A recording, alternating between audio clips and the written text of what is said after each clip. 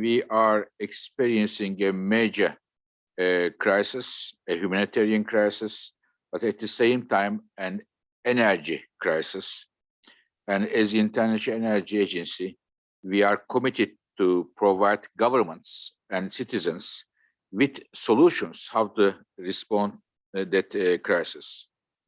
2 weeks ago, we published a 10-point plan to reduce the Europe's reliance on Russian natural gas between now and next winter.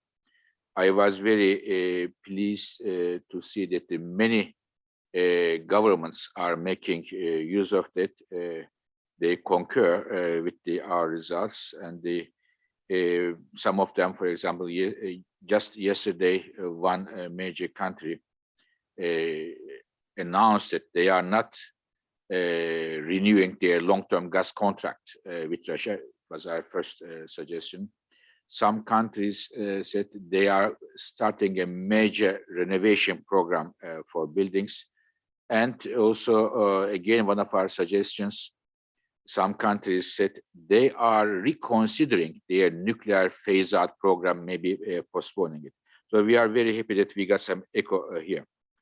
But today, we are going to talk about oil, the biggest fuel in the global energy system. And as it happens, Russia, just before the crisis, being the largest oil exporter of the world.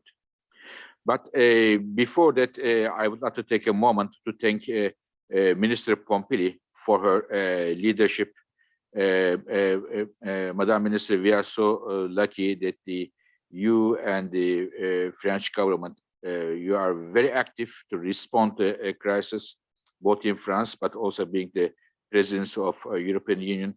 We are thankful to your great efforts, Madam Minister. And also, we are seeing the entire French government is taking this issue extremely seriously.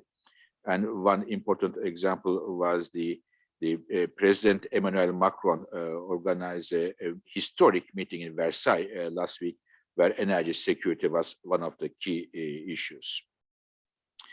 Dear colleagues, the reason we came up with this report is we think the oil markets are in an emergency situation, and not only that, it may get worse. It may even get worse than today in the next few months. There are three reasons for that.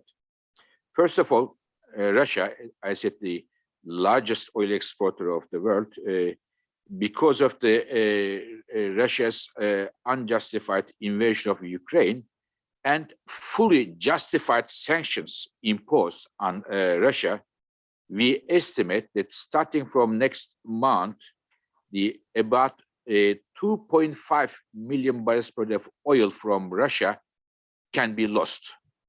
So we are going to lose 2.5 million barrels per day from the markets as a result of the invasion of Russia and Ukraine. This is number one.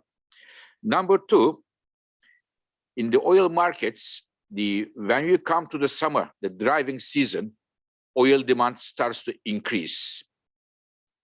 In a typical year, between March and August, between today and August, we see significant increase in the demand. So there will be demand pressures coming because of people want to travel, people want to go left and right. But this is the second driver of demand is going to increase between now and summer. And the third, in a situation like this, oil industry typically have companies have storage in their stocks, but what we are seeing that the oil industry's storage as of today is at the historically low levels. So loss of Russian exports, seasonally increase in the oil demand, and the storage being the historically low makes us believe that the situation may be even worse than today. So we thought as International Energy Agency under these conditions to come up with some response. Many of you know that we have already committed to release about 63 million barrels of oil from our emergency response mechanism, which is only 4% of what we have. We can bring more to the markets. But to address this issue, not only on the supply production side, but on the demand side, what we can do. And therefore, we came up with this 10-point plan. It is mainly focusing on the advanced economies and the IEA members, because to be a member of the IEA, there are many requirements that each government has to agree with, obligated with. One of them is each government has to have a demand restraint program, about 10% their consumption. This is an obligation, and therefore we focus on that. The measures we are going to present to you, or it is now, as of now, it is in our website, freely downloadable. Those measures are not coming out of the blue. They have been already tested and used in various countries, tried successfully. And as a result of to push back the previous oil shocks, or address the pollution issue, or in the COVID crisis. So they are not theoretical measures; they are proven in practical terms, and they come up with some good results. We have 10 points, 10 specific measures. They are focusing mainly on the transportation sector, as the bulk of the oil is used there. And our analysis show that if those 10 measures are implemented between now and summer, we can save 2.7 million barrels per day of oil, which brings, of course, a relief to the markets. And as such, it can also help the citizens to reduce their energy bills. So I want to give you a taste. I will not go through all of them, but what are those measures? The first one, for example, lowering the speed limits on motorways in the highways. So our analysis show that reducing the speed limits by only 10 kilometers per hour for cars and trucks can help to reduce the oil demand about close to 500,000 barrels per day. And we have done it in the past for the congestion reason, air pollution reason. It's not theoretical, we can do it again. Second measure, working from home. We are just getting out of the lockdowns from the COVID, and it has been proven successful in many cases. And we may also see this as another measure to be implemented. Third measure, we suggest car-free Sundays. We have already seen in the past many cities such as Brussels, Edinburgh, Tokyo, Vancouver, several cities have implemented such plans for health, community, and cultural reasons.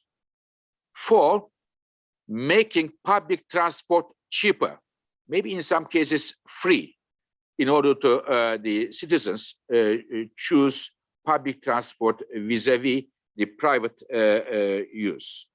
And fifth, the last one I would give, to make use of trucks in a more efficient way by optimizing loading logistics. It will help a lot to reduce the oil demand, especially that of diesel. So we have 10 points like that, and if they are implemented, we save about 2.7 million barrels per day, which would definitely be helpful to in these difficult times, tight markets, and as I said, which may be much tighter in the next months to come. But we know that every country is different culturally, politically, geographically. Some of them can be applicable to some countries, some of them to others. So finally, I would like to say two things that I am thankful to the several governments who provided support for this analysis with some insights, data, advice. such as United States, European Commission, Japan, and France. We brought this work together. Also, my thanks go to my colleagues, Laura Kozzi, who is our Chief Energy Modeler, and Dr. Timur Gül, who is heading our technology work at the IEA and their teams. And final point, dear colleagues, these measures, similar measures, are not only good to provide the comfort to the oil markets in the next months to come in the emergency situation, but they are also paving the way for a cleaner and secure energy world, which are already in line with our clean energy transition goals. So with this, I would like to stop here. And I know that the Madam Minister is very busy. Thank you very much, Madam Populi, once again joining us here today. May I give the floor to you, Madam Minister, to hear your views. Thank you very much. Thank you very much, Fatih, and I'm delighted to be with you again for the launch of this 10-point plan to cut oil use. As we all know, France and all European countries must get out of their dependence on fossil fuels, in particular on Russian fossil fuels, as soon as possible. It is an absolute necessity for the climate, but also for our energy sovereignty. This plan proposed by the IEA offers some interesting ideas, which are for some in line with our own ideas to reduce our dependence on oil. I am thinking of the many proposals in the fields of transport. We must also decarbonize heating. The solutions available and their active deployment can allow us to do without oil in 5 to 10 years. Such a measure divides by 3 the annual energy bill for housing. In France, we help households make the transition.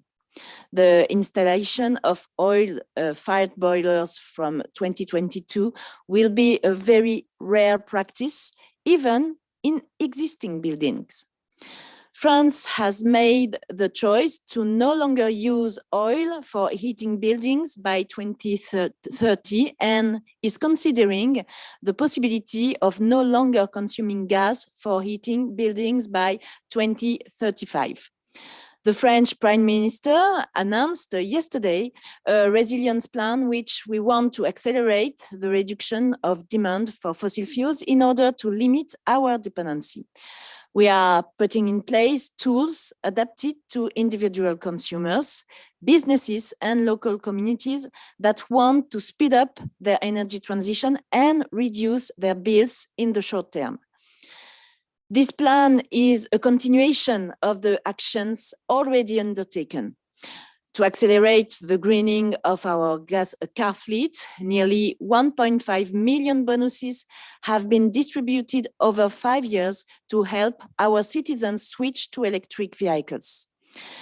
To accelerate the thermal renovation of buildings, more than 1 million grants, MaPrimeRénov', have been distributed to our citizens since January 2020, 2 billion euros per year, and 2.7 billion euros from our national recovery plan called France Relance have been devoted to renovate our public buildings.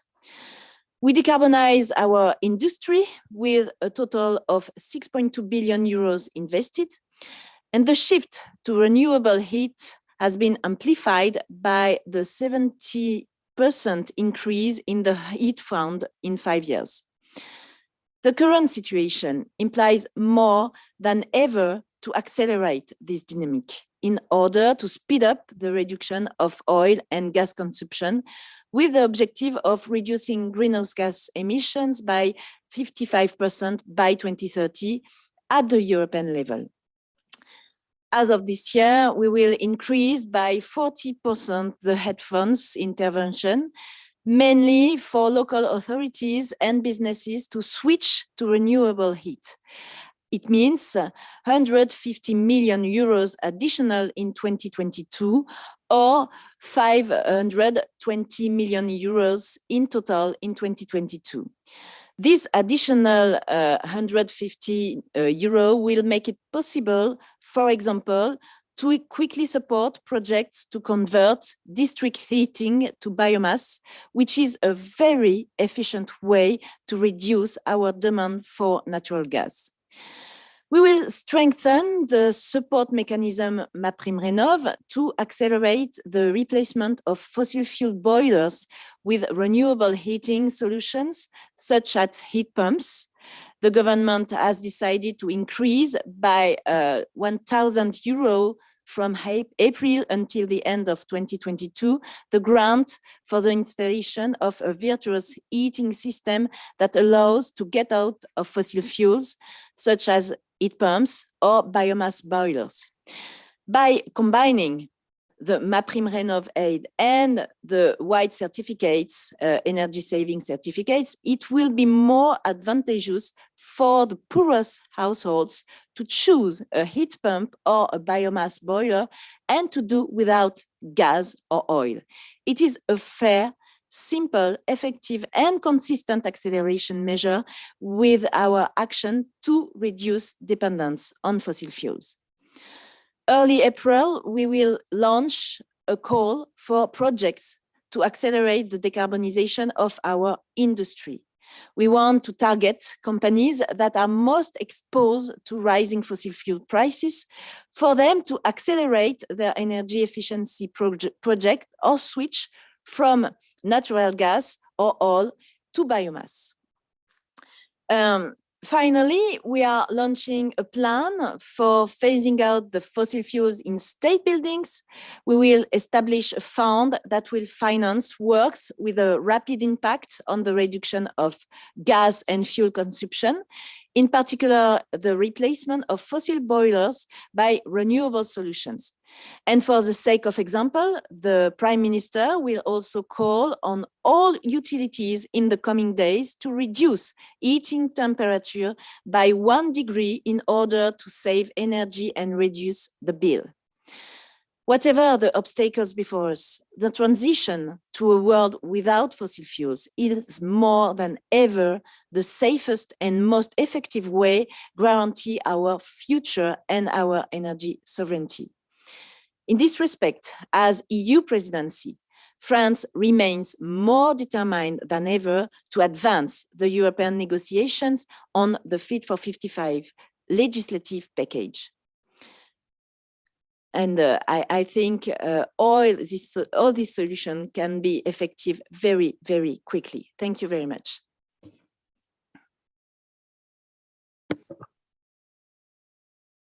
Thank you very much, Minister Pompili and Dr. Birol. We're getting a lot of questions, and we're just going to take a quick 1-minute break to allow all journalists to submit their questions via the Zoom function, the Q&A function in the Zoom. And just to note that Minister Pompili has to leave a little earlier than previously expected, so we will direct the first questions to her. We will be right back after a 1-minute break. Thank you.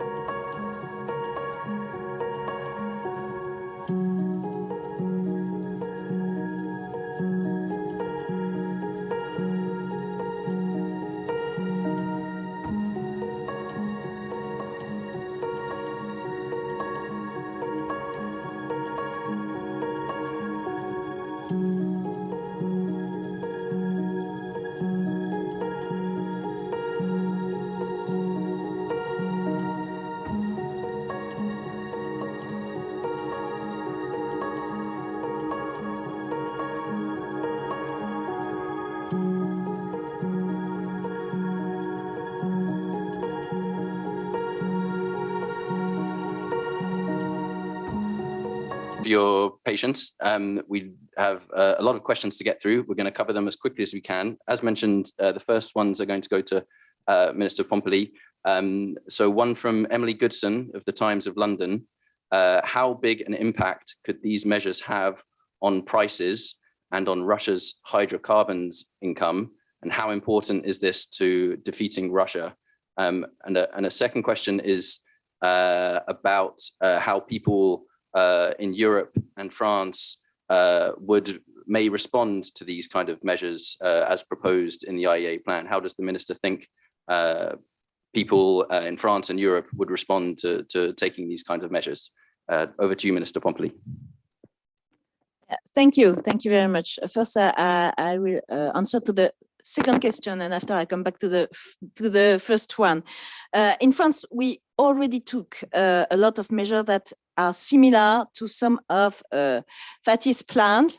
For instance, we promote heavily the use of bikes in city centers. Ecological mobility is also at the center of the bill I have passed last year called Climate and Resilience, with incentives for electric cars, the promotion of the train, the closing of airlines when an alternative is existing with train lines, and low emissions areas in big cities is very important because we see that we need to change the behaviors of our fellow citizens. We have also presented a resilience plan, as I said, to reduce drastically our consumption and invest in energy saving. We need short-term and long-term measures, and we are facing a crisis. We need to help our fellow citizens, our companies, to pass this gap. But we cannot have this reflex just to think about short-term measures, because if we want to face the future crisis, it's very important to launch right now some solution, long-term solutions. That's why the Green Deal, the European Green Deal, is so important, and that's why we need to implement some measures and tools right now in our countries. And I remember that we are committed to implement the carbon neutrality in 2050, and it's what we have to do to respect the Paris Agreement. That's why it's so important. On the second question on the impact of this measure that could have on price on Russia, this measure will be extremely effective, but we have passed in the EU a lot of sanctions that already impacted the Russian economy, and especially oil exports. Moreover, the companies themselves started to reduce doing business with Russia, as it shows it cannot be trusted as a reliable supplier. That's why it's a package. It's a package, and there's not only one measure that could be that could have an impact, but a package. Thank you very much, Madame la Ministre, for those responses. Thank you for joining us today, and we wish you a very productive day. The next questions we're going to direct towards Dr. Birol. We have one from Emma Graney from the Globe and Mail. She asks, these 10 steps are being presented as an immediate solution to supply problems from Russia, but would you ultimately like to see these measures being adopted on an ongoing basis? We also have a question about Dr. Birol's expectations regarding OPEC. What is your expectation for the OPEC meeting at the end of this month? So this is obviously on the supply side of the oil market, as opposed to the demand side that we're talking about with this plan. And then we have a question from Christian Ernherder in Brussels. Apologies if I pronounced that incorrectly. What do you foresee that the European Commission could do to encourage the uptake of this plan, given that it is mostly local measures? So I will pass those three questions to you, Dr. Birol. Thank you very much for all these questions.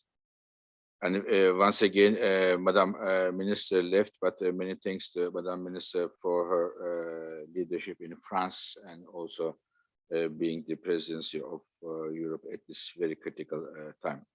Now, the first question, these are, yes, the 10 points are immediate solution to our problem.